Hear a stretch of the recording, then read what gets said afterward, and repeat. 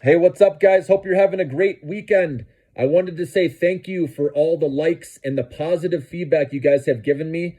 Keep providing me comments because what you guys read, I do look at, and I will keep putting out material that you guys want to hear. And obviously, I want to put out stuff that I believe will help you as well, okay?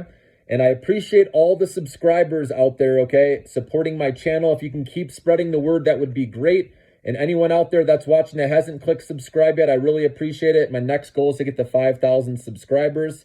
I'm at about 2,500 right now. So much appreciated, much love helping me get there, guys. And again, with all the positive comments, I appreciate it. So today I wanted to talk about the 3 things that affect the stock market the most, okay? And I don't know if you've ever seen Arit Trading. This is a handle on YouTube. This guy has been trading for over 30 years. And he talks about the stool. There's 3 legs of the stool. I know normally a stool has 4 legs, but three legs of the stool. One is macro, the second one is fundamental, and the last leg is technical, okay? And I wanted to talk about these in detail in this video, okay? And I'll kind of be jumping around. I'm going to look off my notes here just to make sure I don't miss anything, but there's some good stuff here so you can really kind of see what happened since the pandemic and why the U.S. stock market has done well since. So, and a lot of this you guys probably know, but a lot of this you'll learn some new stuff. So, the U.S. obviously did better than other countries because, right, we acted fast, right, from the pandemic with stimulus, right, with helping small businesses. We were cutting rates, right, to help the economy and spur growth. And the Fed was buying government and mortgage-backed securities. And we came out of the tough macro in a place of strength compared to the rest of the world, okay, because we acted quickly. And most importantly, consumer spending has remained strong. And yes, I know a lot of this is credit card debt, right? And we still have to see the effects of that down the road. But I do believe with HELOCs, right, home equity lines of credit, right, a lot of people haven't tapped into that yet with their home equity, and also buy now, pay later options. I think the consumer can remain strong. You've heard me talk about that. And unemployment, right, has stayed low. So obviously that has to stay that way, which I believe it will, because again, with labor shortages in the past, companies don't want to let go as quickly with their employees. And while there may be some layoffs, because of AI, I think it'll be replaced with other AI jobs, but we'll talk about that more later. But the nice thing in the U.S., wage growth kept up with inflation. That is another reason why we did better than other countries. Whereas, for example, Italy, their wages sank 9%, and Germany was 7.2%, whereas ours actually went up. It was 2.8%. So, and that's huge. I mean, adjusted for inflation too. Okay. So that was a big reason. And then our economy overall, adjusted for inflation, has grown 7% since the pandemic. Okay. Or as the pandemic was or before the pandemic, I should say, versus other countries, again, are not as good as that. Okay. And then GDP, as we know, has remained strong. Okay. Inflation has been cooling sooner and more quickly than analysts have expected. And again, quicker than other countries. And luckily, we're not by Ukraine and Russia with what's going on there. And then the Red Sea, how that's affecting Europe as well. So that has helped the U.S., have an edge as well. And so Congress obviously approving $6 trillion, right, to save the economy, right? That was a huge, that helped our economy huge. And pausing student loans, like we talked about, student loan payments helped. Fed cutting borrowing costs, we talked about. And the U.S. acting, fast. Government spending and taxation is the whole reason why, okay, we got our economy back on track quickly with the stimulus checks, loans to small businesses, expanded unemployment benefits, student loan debt pause and forgiveness, right? Other country governments spent considerably less than our country, okay, and they paid the price for that. And obviously we know China, how long they waited to do anything, and we're seeing how they're struggling. So thank God the U.S. acted fast, guys. Of course, yes, some of you out there are wondering, what's the fallout going to be from this, okay? And we'll have to see right down the road, okay? But I believe this showed resilience, our stock market getting through the toughest time with high inflation, right? Fed jacking up rates with the Russia-Ukraine war. We got through that, guys. And that's why I think no matter what happens, the government or the Fed will be there to help us out. No matter, so for example, like the commercial real estate sector, right? If that collapses with the office REITs, I believe they'll be there to help us. So that's why you just have to bet on the U.S. stock market long, okay? Any dip is a buying opportunity with us having the strongest, stock market in the world compared to the rest of the world. All right, what else we got here? Next.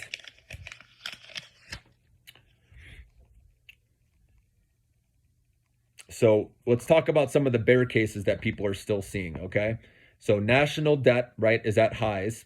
Okay, obviously all the money we've spent, that's why a lot of analysts are worried about the future. Student loan repayments have come back into effect, and we still have to see if there will be defaults and things like that. So that has investors worried. We have issues in the Red Sea, right, in the Middle East. This is expanding or escalating. We have the commercial real estate collapse, which I kind of talked about, where these companies, especially the office REITs that have a low vacancy rate, they're going to have to refinance these mortgages, right, at much higher rates than they had before. And with the vacancies, that could cause problems. But I believe, again, the Fed or the government will be there to backstop any issues there if that happen. And if we do cut rates, which is supposed to happen, that's actually going to help that fallout not be as bad. So that's good. But remember, all of these negatives, that's the thing. If you realize in the stock market, all of these negatives eventually become positive catalysts once you clear through them. So that's why you want to be buying when there are problems, because once you clear through all that and there aren't any problems anymore, that's when the stock market is already ripped super high and it's too late to get in, right? You want to be buying when there's problems because, like I said, stocks climb a wall of worry, guys. Always remember that, okay? And I know we've run pretty hard so far, right? So I'm not saying you have to load up on stuff, but you want to take advantage of dips, okay, and have the long-term mindset now, okay, with stocks. And there's also, the issue with unemployment. Some people are worried because of AI, like we talked about a little bit earlier, AI replacing jobs, right? But I do believe, even though, yes, it will replace those, office jobs, the paperwork, the back office, mundane, boring tasks, I believe there will be other positions added, with AI moving forward. So, but that could be an issue. It's something to look out for there. So that's kind of the macro side of things we talked about there. And then you have the next leg of the stool, right, which is fundamental. And fundamental is obviously the earnings, right? And that's really what, in the end, right, makes stocks go up or down, is their earnings report, right? Are their earnings keeping up with their valuation? So, and we've been seeing that so far.